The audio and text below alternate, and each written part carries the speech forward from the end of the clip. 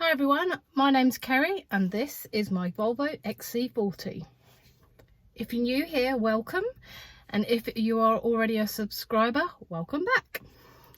So one of the most watched videos that I've done, or vlogs that I've done, has been on my car, a Volvo XC40, which I got just under 2 years ago. I did a review back then. I got it round about Christmas time. I will link below the vlog that I did before, which gives you all the details of what I paid for it, all the extras etc that I got for it as well. But I have had a number of requests now to give you an update, and so here's the update.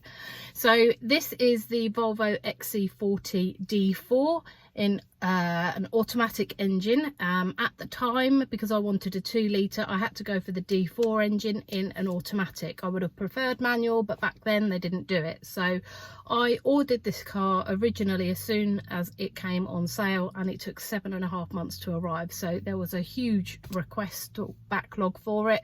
So it did take a long time, but Volvo Marshall in Milton Keynes were really good with me, and actually let me hire one of their, I think it was a V40, for 6 months whilst I waited for this one to arrive. So let's get into it.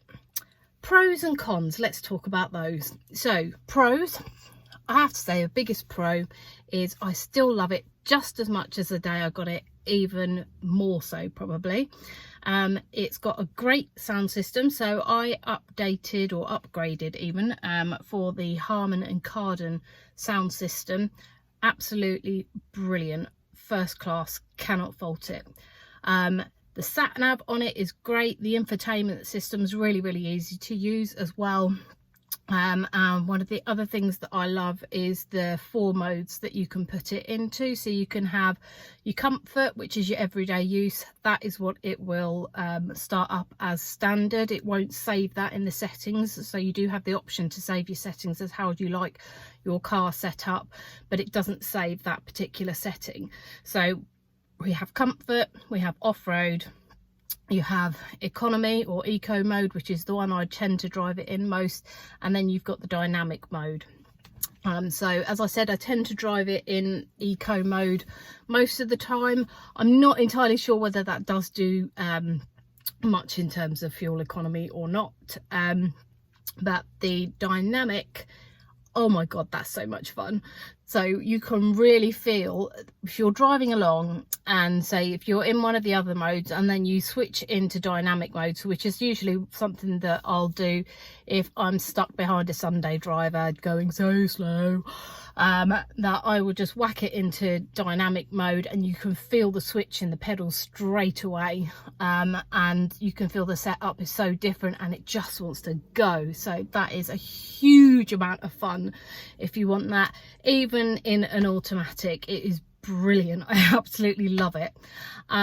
And in terms of one of the other extras that I got was the 360 camera, and I thought, well, first off, when I was ordering, I was thinking, oh, do we really need a 360 camera? Can I just get away with it with just having sensors on the back, because it's quite a large car.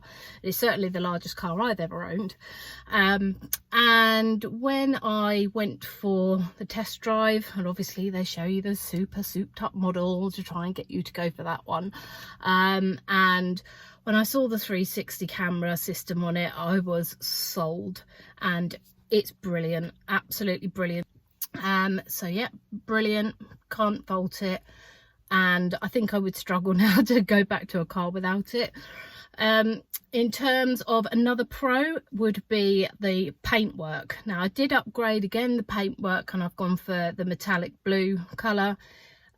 Brilliant cover, but I cannot fault, again, I keep saying that, I can't fault the durability of the paint. It's very sturdy, thick. I haven't got any stone chips on my bonnet at all in 2 years now. Considering I do a lot of motorway driving and I do a lot of country road driving, I would expect by now to have quite a few stone chips on the front.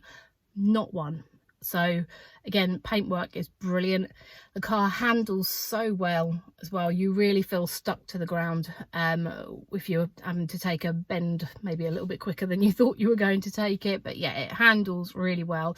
It's a little bit bumpy on those roads, but that's because I've got the R design, and obviously it's got a stiffer suspension, so you are going to find that.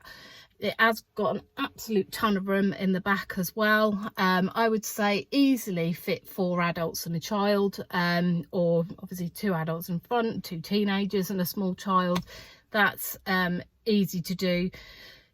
I guess it's a little bit of a squeeze if you had 2 adults and a child in the back. You can do it, but it's just a little bit squished in terms of fitting how many people you can on the back seat.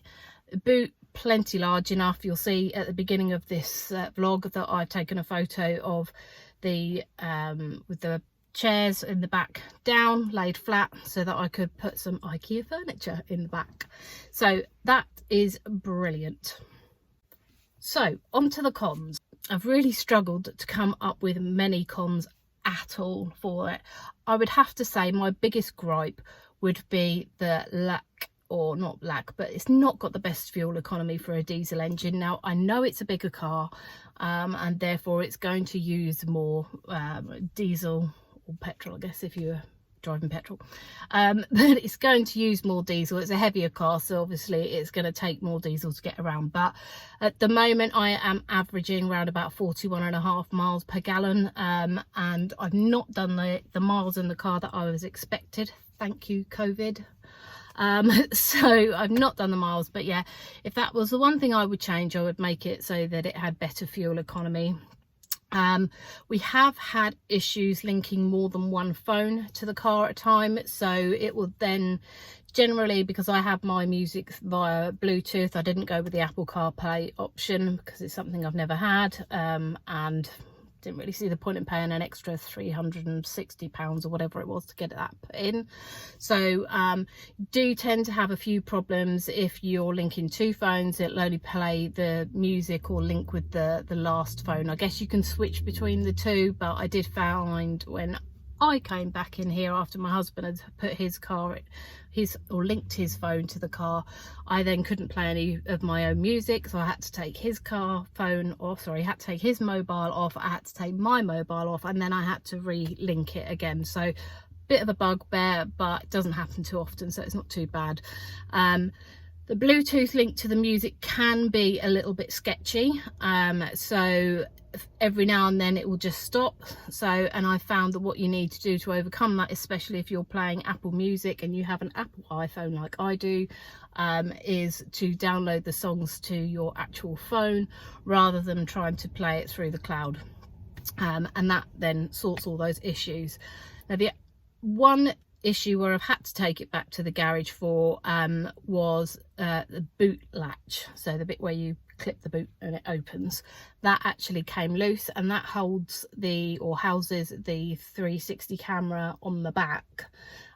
So that was kind of, it was all coming down, and unfortunately that happened just as the UK went into lockdown. So I had to wait for a few months before the garages were open and I could get that fixed, but I took it in there, no problem at all, and they fixed it, and I was in and out within about an hour or so, and this was one of their first days back after lockdown. So all in all, absolutely love the car. I would have another one. I think the next one I would want to have would be the full electric version, which I understand comes out at the end of this year, so 2020, or perhaps early 2021. My only sticking point with that is that the price point is going to be around about 50 grand, and I'm not sure I can really justify spending that much money on a car. This was 38.5, so again, probably, well, it is the most expensive car that I've bought, but overall I love the car and I would definitely get another. So let's take this baby for a spin. Okay, so to start, press your start button.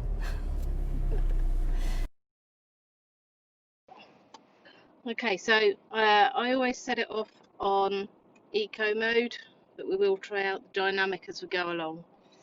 You always have to put your foot on the brake, and then go into drive.